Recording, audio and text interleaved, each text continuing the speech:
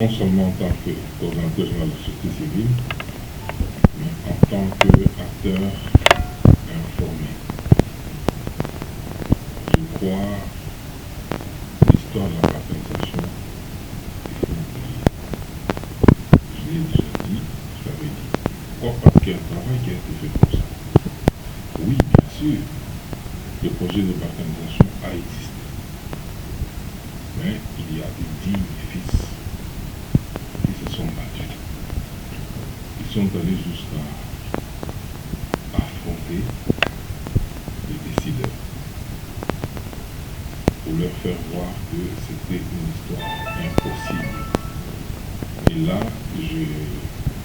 j'accorde une palme d'or au peuple congolais. Parce qu'au moment le plus difficile qu'on voulait balkaniser, avec des grandes rébellions, avec le soutien des grandes puissances, parce que là, les grandes puissances, avec les États-Unis en tête, étaient dans l'optique de balkaniser le Congo. Nous avons résisté. Nous avons montré que le Congo ou les Congolais n'accepteraient jamais que ce pays soit balkanisé. Les milliers de morts enregistrés à l'Est l'ont été plus parce que les Congolais refusaient cette idée de balkaniser. Alors, le moment où la décision a été prise pour qu'il n'y ait plus de balkanisation, nous l'avions dit. C'est ce changement de cap qui a fait que l'avènement de Barack Obama comme président des États-Unis, il a eu à nommer un représentant spécial dans les pays des Grands Lacs et il l'a fait aussi partout ailleurs. Ça, c'est une période, une nomination qui marquait le changement de cap. Les Rwandais savent que les États-Unis ne sont plus dans cette idée-là de balkaniser le Congo. Mais ils se sont amusés eux-mêmes à composer avec certains Congolais et tout ça pour piller tout simplement le pays. Et aujourd'hui, ce n'est pas l'Europe. L'Europe n'a pas la capacité de balkaniser le Congo. Et si d'aventure ils se mettent sur cette voie-là, nous allons nous opposer comme nous étions opposés. Et aujourd'hui, l'idée-là, il faut l'oublier. Nous savons qu'ils vont se retrouver là-bas, l'Europe et l'Union africaine. Ils vont parler de coopération, parce que c'est des gens qui cherchent, ils savent que l'avenir de l'Afrique, sur le plan de la science et de la technologie, est lié aux ressources dont regorge l'Afrique. Donc ils vont plus parler de ça en nous miroitant une assistance ou de la coopération, des financements sur des grands projets. Bon, ce discours-là, cette chanson-là, moi je crois que j'ai vu un parti politique, pour ne pas dire le seul grand parti politique, pour ne pas dire le seul qui a prouvé que la politique pouvait marier les attentes ou la vision du peuple. C'est-à-dire quoi? Union pour la démocratie et le progrès social. Et c'est là le point d'ancrage.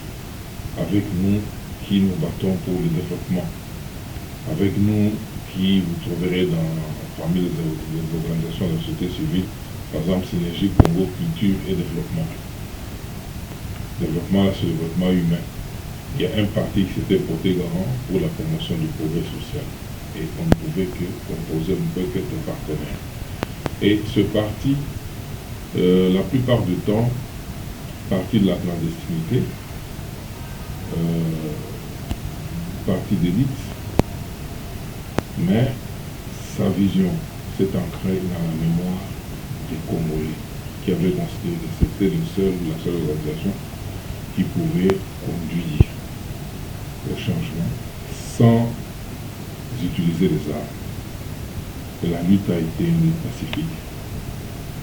À certains moments, il y a eu une très forte tentation, mais ils ont résisté, ils n'ont pas touché aux armes pour se hisser au pouvoir tel que aujourd'hui, vous ne pouvez pas parler d'échec parce que l'UDPS est parvenu à hisser Président, un de ses membres au sommet des institutions. On ne peut pas parler d'échec. Aujourd'hui, l'UDPS est le parti le mieux implanté. Aujourd'hui, l'UDPS est le parti le plus actif, c'est-à-dire sur terrain, à la base. La plupart des partis, lorsqu'ils veulent organiser des meetings, ça je disais même à certains amis, qu'écoutez, quand nous étions par exemple dans Sauvons la RDC, je voyais on organisait des activités. À la fin des activités, on voyait des gens venir à côté là-bas, on donnait le transport, parce qu'on doit rentrer. Si ce n'est pas fait rapidement, vous voyez les gens qui traînent les pas et tout ça, vous voyez le leader est agité, il doit courir dans tous les sens pour réunir des poids donnés, des paquets et tout ça. Mais ça, je ne voyais pas lui l'épaisse et je disais souvent aux amis, à ces leaders, que vous ne pouvez pas compter sur ce genre d'acteurs, ce genre de militants. Parce qu'ils viennent pour l'argent. Non. Ça, ce n'est même pas une crise. Soyons sérieux, ce n'est pas une crise. Tout ce que moi je déplore, c'est la recherche du sensationnel qui a élu domicile dans le chef de nos dirigeants. Ça, c'est une dialectique qui est normale entre le gouvernement et la CENI. C'est une dialectique privilégiée d'ailleurs, qui doit exister entre le ministère des Finances et la CENI. Personne n'a tort dans ça, sauf que l'unique reproche, c'est d'entreprendre cette dialectique-là par médias interposés, alors qu'il s'agit de l'administration. Là où les uns et les autres ont des ajustements à faire, ont des remarques à se faire, mais ils doivent le faire de manière épistolaire, c'est-à-dire des correspondances. Pourquoi pas des commissions, pourquoi pas se rencontrer pour échanger sur ça. Mais lorsqu'on passe dans les médias, ça prend une autre connotation. Nous ne trouvons rien de grave dans tout ça. Et nous conseillons le ministre des Finances, nous conseillons le président de la CENI. S'il y a des changes à faire, ils doivent le faire, c'est normal. Ils sont dans une collaboration ouverte, ils doivent le faire. Et si l'IGF peut venir, c'est dans son rôle. Ça ne demande pas qu'on amène des caméras. Oh, l'IGF est allé à la CENI. Ça ne demande pas que on aille sur Top Congo pour lancer un message en prenant l'opinion à témoin. Mais si on voit l'abondance des correspondances, l'abondance d'échanges qui doivent exister normalement, et que ces échanges-là devraient maintenant passer par médias. Mais on va inonder nos médias avec des colibés et tout ça. Ça amplifie seulement l'attention au niveau de la société. Et c'est de nature à disqualifier une institution sur laquelle tous fondent l'espoir. Et je crois que vous aussi, les journalistes, ne cherchez pas toujours du sensationnel. Rassurez l'opinion. Aujourd'hui, nous saluons ce qui se passe là. Dans une certaine mesure, c'est une démonstration que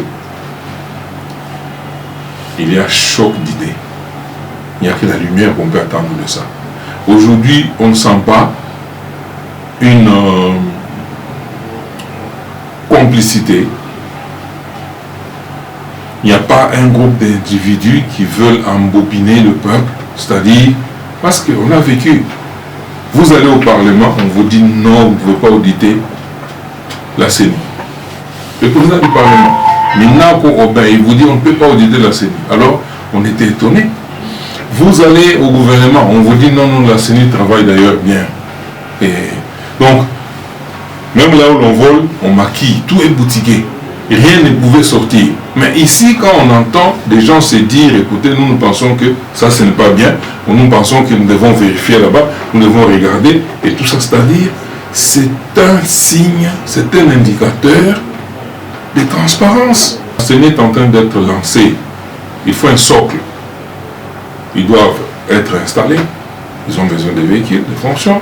Ils ont besoin de payer les arriérés des autres travailleurs, sinon ils ne mettront pas la main à la pâte. Ils ont besoin, ça c'est exigible. Ils doivent assumer le passif Mais pour se mettre d'abord à la hauteur et puis pouvoir se propulser